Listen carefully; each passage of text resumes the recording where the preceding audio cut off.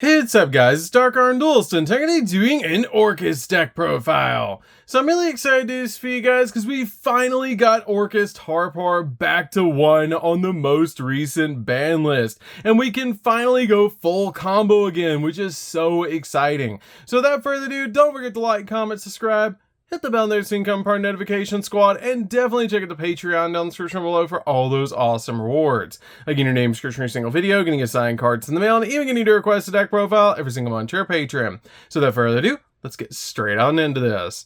So first off, we're going to be playing our one copy of Orcust Harpar. This card is newly off the list and is super exciting that this card is finally back at 1. It has a super simple but powerful effect that you can manage this card from your graveyard to special summon one Orcust monster from your deck, except another copy of Harpar. Also, you cannot special summon monsters for the rest of the turn, except for dark monsters, and you can only use this effect once per turn. But this card helps out for full combo in the deck, and it's so nice to finally have this card back.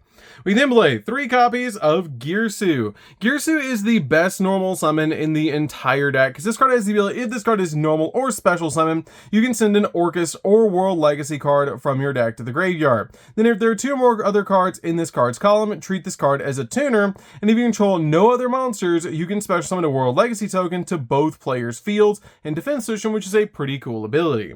We then play 2 copies of Symbol Skeleton. 2 is really all you need for this card, but this card is really good in the deck as a 2-of because you can manage this card from your graveyard to target one Orcust monster in your graveyard, except a copy of Symbol Skeleton, and special summon it, which is a really cool effect.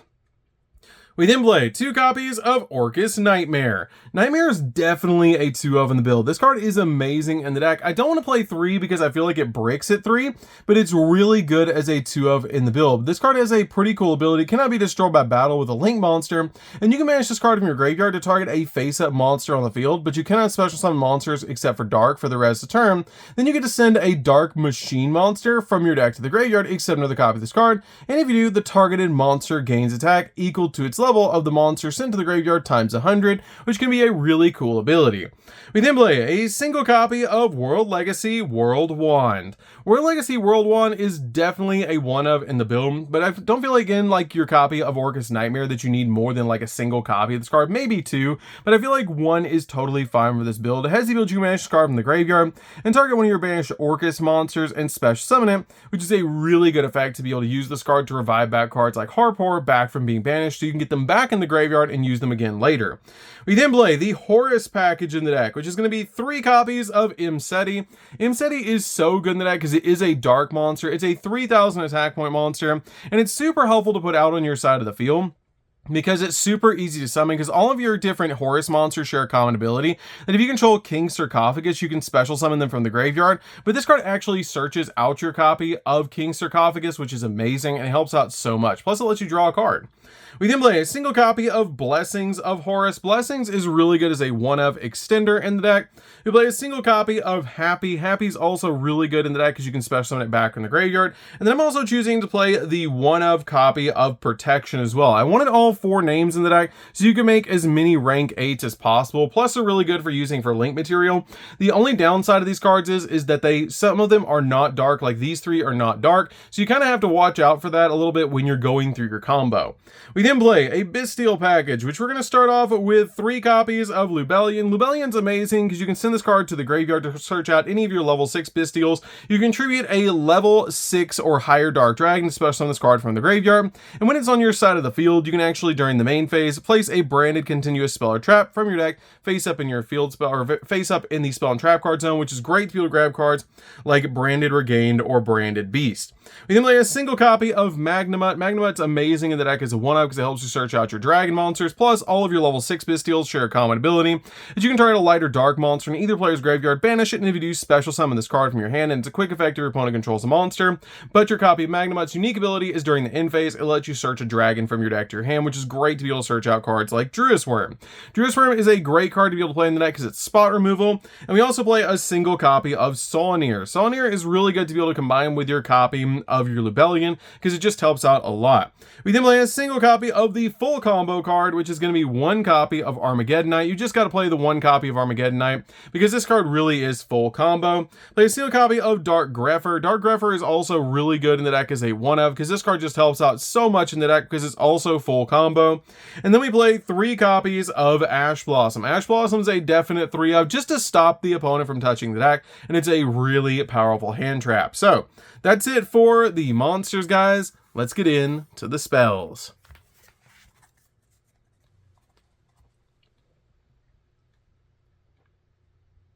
So for the spells, we're going to start out with a single copy of Foolish Burial. This deck primarily plays from the graveyard, so this card is very important for the deck to be able to get the exact card that you need to the graveyard, like Horpor.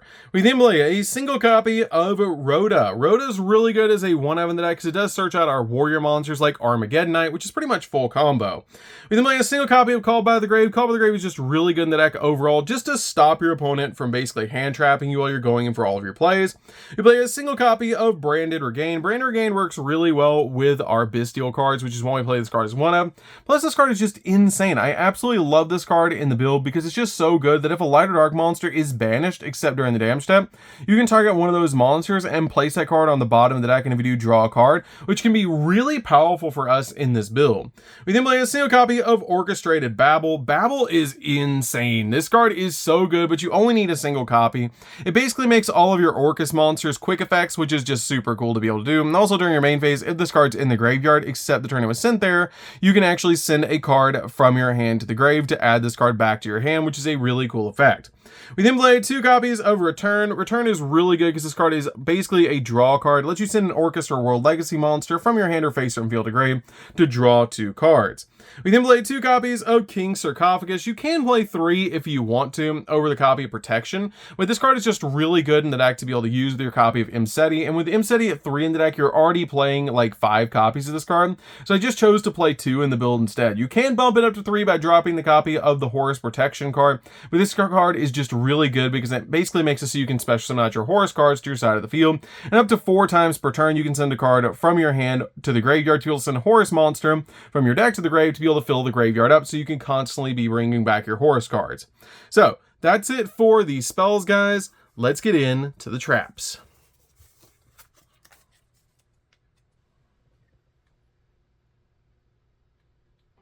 So for the traps, we're going to be starting off with a single copy of Crescendo. Crescendo is definitely a 1-of in the deck, a card you always want to end on. This card is an amazing counter trap. Then a spell or trap card or monster effect is activated while you control an Orcust Link monster, which you will when this card's on the field. It has the ability to negate the activation if you do banish that card. You can also banish this card from the graveyard to add to your hand one of your Dark Machine monsters that's banished or in your deck, and you cannot special summon for the rest of the turn, or cannot special summon monsters the turn you activate this effect except Dark Machine monsters, which is not that big of a deal, but this card is just really good to be able to use as a counter trap.